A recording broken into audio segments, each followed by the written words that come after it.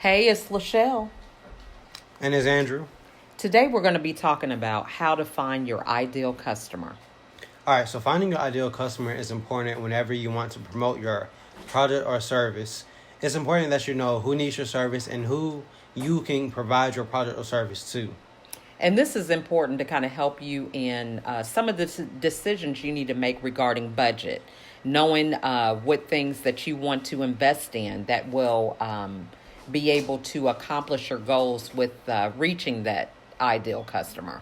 Absolutely. It also helps with being able to frame your social media or your pages or websites to your target customers so they can be appealed to in the best way possible. Okay. Also allowing you the opportunity to know where to engage with them at. So if you're able to know who your ideal customer is, for example, where do they shop? What type of things do they do in their spare time? This will help you really kind of niche your marketing down so that it's effective because you'll be able to reach them in those places to where they frequently shop or engage. Absolutely. And if you do this to the best way you can, you're able to drive the engagement and traction you need to your page or website.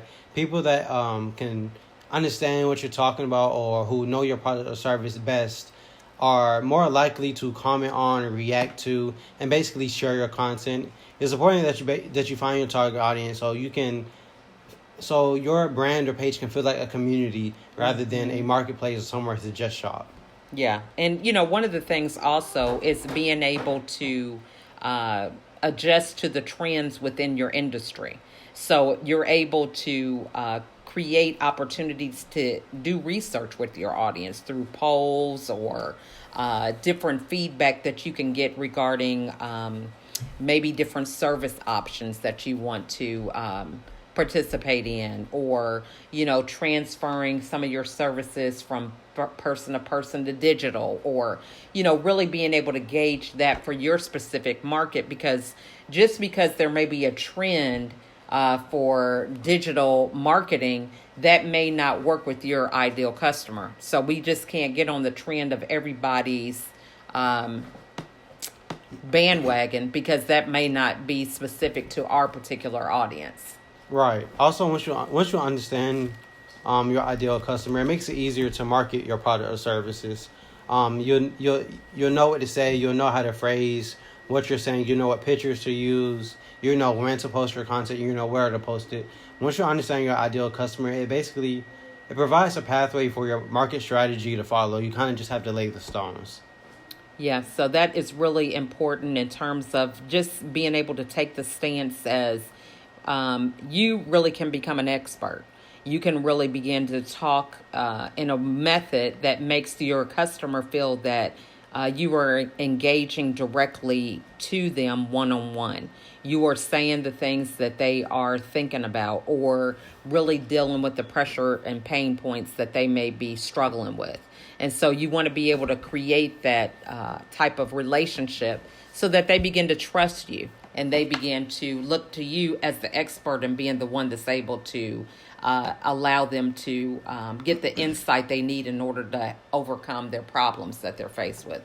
Yeah, the main thing is to look like an expert in your brand or field. Mm-hmm. That's what helps you build amongst your goals or your product. It helps it build because when people look at you as the expert or the influencer in your field, you're the go-to person. You're the person everyone looks at. So that's a good thing whenever you want to brand your service or market your service. Absolutely. So I hope these tips kind of help you guys, give you some insight into making sure that you take the time to kind of reflect on the feedback that you get from your audience, if it's through social media or through your website or blogs or whatever. You want to be able to kind of continually refine that information that you get so that you can continue to be seen as the expert, create a better and deeper, meaningful relationship with your customers, and ultimately increase the customer engagement and the number of sales that you are able to accomplish. Absolutely. Well, that's all the tips we got today. Thanks for tuning in. All right.